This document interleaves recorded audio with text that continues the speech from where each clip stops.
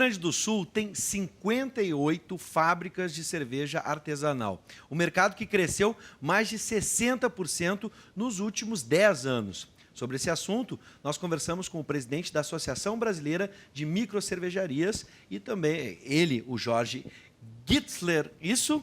Correto? E o proprietário de uma loja que comercializa cervejas artesanais, o Ronaldo Rossi, né, da Cervejoteca. Sejam bem-vindos. Vamos falar de um assunto, né, que eu acho que é a paixão nacional, mas que se intensificou. Está na hora, né? Já está na hora. Já está na hora do happy hour. Já está na hora do happy hour. Mas a paixão, vamos combinar, né, Perdigão? O brasileiro já gostava de cerveja, só que mudou um pouco o paladar do brasileiro, né? O Brasil é um grande bebedor de cerveja, né? O brasileiro curte cerveja, né? Alguns números, né? Tu sabe que esse teu número está um pouco já defasado. Tá defasado. Hoje nós temos umas 80 microcervejarias já aqui no estado do Porque Rio de Grande do Sul. 58 para 80 está bem defasado. E nós 300, a Associação Brasileira hoje conta com 300 microcervejarias no Brasil todo. Sim. Então, realmente é um movimento que veio muito forte. Nós temos aqui no Sul, em Porto Alegre, a primeira microcervejaria desse movimento todo, que é a Dado Beer, né? Você está fazendo 20 anos esse ano, né? Que foi o pioneiro desse movimento, né? Depois veio outras atrás. E o movimento realmente, os últimos 10 anos que ele pegou um impulso e todo ano ele vem subindo e o brasileiro está começando a aprender a tomar cerveja. Sim. Mas isso também é importante dizer o seguinte, esse não é um movimento só brasileiro, isso é um movimento mundial. Isso acontece nos Estados Unidos, América do Norte e até na Europa mesmo. A gente acha que a Europa tem cervejarias milenares lá, realmente tem, mas há um renascimento também da cerveja na Europa também nisso, né? Então, e hoje realmente, e o Brasil a gente está se despontando, nós estamos com cervejas excepcionais, né? Sim. Eu digo muito assim, não ser presidente da Associação Brasileira, mas eu digo, cara, eu só tomo cerveja brasileira, assim, cervejas artesanais brasileiras. Eu não preciso ir numa prateleira, no supermercado, comprar uma cerveja importada, porque as nossas são de excelente qualidade e até melhores que as importadas, com certeza. A quantidade de prêmios que as cervejas brasileiras têm hoje nos concursos internacionais é imensa aí já. Acho que o Ronaldo pode até me ajudar, acho que já passou de 1000 prêmios, medalhas, né, nos últimos 10 anos. Certo. Que sim, tem muita gente que recebe uma sequência muito grande. A gente tem no mercado uma série de cervejas com mais de 10, 12 premiações individuais por rótulo, né? Então, você soma a cervejaria, tem alguns exemplos, a Bamberg, que é uma das que mais ganha, Berlinde, tem uma série delas. Sim. Então, exceto a primeira edição, acho que do South Beer Cup, todas as outras, foi uma cervejaria brasileira eleita a melhor cervejaria da América do Sul. Sim. Então, agora tem um detalhe, por exemplo, se a gente for pensar em outra bebida, vamos comparar com vinho, que é uma bebida agora da estação. Tem vários fatores que levam a um bom vinho, né? O clima, né, como é cultivada a uva, né, o tipo de uva. Por que a nossa cerveja é tão boa? Tem alguma explicação especial para o Brasil? Pela dedicação das cervejarias. Sim. Né? A cerveja, ela tem uma característica um pouco diferente do vinho, assim, de produção, né? São brincadeiras comparativos, né? Todos nós somos bebedores de vinho, não tem um preconceito. O pessoal não bebe vinho. Claro, eu bebo muito vinho, eu tenho a adega de vinho na minha casa, né? Mas assim, cerveja tem uma característica. Eu faço qualquer cerveja em qualquer lugar do mundo. Por quê? Porque todos os ingredientes da cerveja eu consigo transportar. Né? O vinho não, ele tem que ser feito no lado da parreira ali, né? A uva eu não posso pegar a uva e mandar lá para a Europa e fazer vinho lá com a nossa uva. Ela chega lá, não vai existir mais uva, né?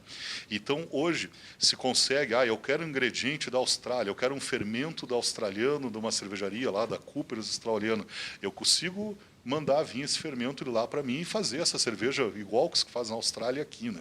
Sim. E as cervejas artesanais também querem no gosto da mulherada, né? Porque as mulheres antigamente não gostavam de cerveja. Hoje a gente vê, e o Ronaldo pode falar melhor como é que é o perfil dos clientes. As populares eu também não gosto. Né? Então, assim, a gente tem que entender que ele está trabalhando com um produto muito diferente daquilo que se conhece de mercado, aquelas latinhas com tudo muito igual. Tem o seu espaço, tem o seu valor, não vou levantar bandeira contra, não, mas a gente fala de um produto gastronômico. Eu sou chefe de cozinha e a gente fala muito dessa questão de harmonização, de poder envolver a cerveja no meio de uma refeição. Então, o espaço que o vinho tinha e sozinho, a gente agora consegue trazer a cerveja, consegue envolver a cerveja cada vez mais. E muito mais rico. Sim. Esse é um mercado com muito mais facilidade, porque Se eu tiver um prato onde eu preciso de uma cerveja de 3% de álcool, eu tenho. Se eu quiser uma de 18, eu tenho. Né? Então, Vou assim... fazer eu vou pedir o teu conhecimento, os dois conhecimentos sobre cerveja e alimentação, né? Comida, como chefe de cozinha. Nesses exemplos que a gente tem aqui, o que dá para harmonizar com o quê? Sabe que o pessoal das cervejas mandou o time pesado hoje aqui, né? Mesmo? O pessoal que entende, né? Entende tudo, Entende de comida e de bebida. É, o time de peso. Isso. Vamos pegar um exemplo aqui de um tipo de cerveja, o que ela combinaria com qual prato? Vamos falar de dos estilos baseados nos estilos mais famosos entre os cervejeiros, os novos cervejeiros. O estilo padrão é uma India Pale Ale, e aí, a partir de uma India Pale Ale, a Coruja fez uma India Pale Lager. Então, são duas famílias de fermentação, Ale e Lager, e aqui é uma India Pale Lager. A principal vantagem é que essa cerveja, por ser uma Lager, ela não vai trazer as características de aroma e sabor normalmente que formam a partir de uma levedura ale, então ela é mais fácil para o consumo. Ela tem um amargor mais destacado, tem um residual forte de caramelo. Então você consegue pegar uma cerveja como essa e oferecer, por exemplo, praticamente com qualquer tipo de carne grelhada. Ela tem lúpulo suficiente para poder ajudar a limpar o paladar no sentido da gordura. Então pega uma proposta dessa e vai com hambúrguer, com bacon, com tudo que traz aquela somatória de gordura, ela vai perfeita. Ela vai fazer o que o vinho adstringente faz, né? A astringência do vinho faz. Sim. O lúpulo, o amargor, vai fazer o mesmo trabalho. Isso com uma Indian Pale Ale Lager, né? Não, uma India Pale Lager. Lager. Isso, tá. é baseado no estilo padrão. Dois. Mas, por exemplo, uma cerveja escura como aquela. As notas tostadas são muito ricas. Esse exemplar traz bastante lúpulo também, então eu nem posso imaginar essa proposta mais amarga a partir de uma sobremesa. Mas outras variedades desse estilo, de repente até com um pouco mais de álcool, com características de chocolate, toffee, café. Sim. Então é o tipo de proposta perfeita que iria para uma sobremesa. Então é muito louco a gente falar que tem cervejas que eu consigo servir e servir perfeitamente bem com uma sobremesa. Né? Então eu consigo, dentro de uma proposta de cerveja, numa refeição, partido de uma entradinha, de uma recepção, tipo de um canapé, entrar com uma cerveja frisante, mais carbonatada e leve, até algo que iria no lugar de um licor ali com esses 17, 18% de álcool, se fosse o caso. Agora, essas cervejas não se tomam estupidamente gelada. Isso é Nenhuma importante. delas, né? E nem também exagero também, como se... Não, mas a ideia... Nenhuma bebida deve ser tomada em exagero, né? A Coruja traz uma marca que ela coloca nos rótulos baseada no consumo consciente, que é beba com sabedoria. Sim. Né? Então, beba com sabedoria é muito isso. A gente sabe que, de repente, a gente levanta muito a bandeira do beba menos, beba melhor, mas o consumo consciente é essa uma resposta. Então, você sabe que você beber um pouco a mais, e todo mundo passa por isso de vez em quando, toma uma água entre as cervejas, não vá dirigindo, sabe? Então, isso é o consumo consciente. Então, esse entendimento para a cerveja é muito legal. O estupidamente gelado, o que acontece é assim, quando você bebe, você mascara as papilas gustativas. Quando você está muito gelado, você mascara as papilas gustativas. A hora que você mascara as papilas, não sobra gosto de nada positivo. Para uma cerveja ruim, é ótimo, porque também não sobra do negativo. Congela, né? Congela a boca e não sente sabor. Sim. É a mesma coisa, para você entender como essa questão da temperatura baixa funciona, é como você cheirar, por exemplo, um sorvete. Não cheiro de nada, não tem cheiro. verdade. Né? Então, é mais ou menos isso. Quando você está com temperatura muito baixa, nós não temos os receptores preparados para poder identificar aromas e sabores nesse sentido. Então, é muito esquisito para alguém que está começando nesse mercado, a gente pega, oferece uma cerveja e fala, cara, espera esquentar um pouquinho. Sim. E o cara, não, como assim? Então a gente fala de segura por baixo na mão, na taça, deixa a taça ganhar um pouco de temperatura. Mas tem uma regra muito simples de entendimento.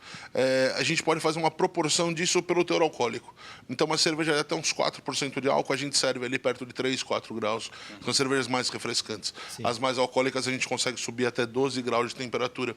Então oferecer uma cerveja com 12 graus de temperatura de serviço para alguém que está basicamente acostumado a tomar cerveja popular, o cara vai achar que a gente está louco. É verdade. E aí, a hora que você cheira, você começa a sentir os aromas, ver como esse universo é muito mais rico do que, de fato, a gente podia imaginar até então. Bom, eu sei que se a gente ficar falando sobre cerveja, nós vamos passar a noite e madrugada aqui, né, molhando o bico, molhando Ainda a mais se palavra. tiver aberto. Mas eu quero fazer o seguinte, ó, como o tempo é curto e tem muita gente com muitas dúvidas, eu gostaria que vocês deixassem algum contato, especialmente da associação, não só para quem quer conhecer as cervejas, né, e para quem está interessado no mercado, quem, por exemplo, sonha em abrir uma micro cervejaria, algum contato que a pessoa possa obter mais informações, e depois eu vou pedir para o Ronaldo vender o peixe dele para quem quiser ir provar e aproveitar o conhecimento que este homem tem sobre cerveja e comida também.